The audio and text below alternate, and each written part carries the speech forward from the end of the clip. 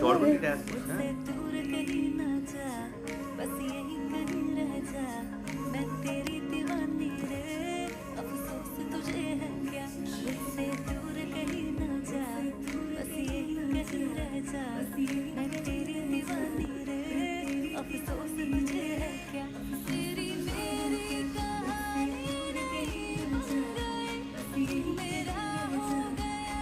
గొడవ లేనంతసేపు ఎంత మంచిగా ఉంటుందో. గొడవ వచ్చినప్పుడు మాత్రం రౌండ్ వేసి చెదగొట్టి అనిపిస్తుందా?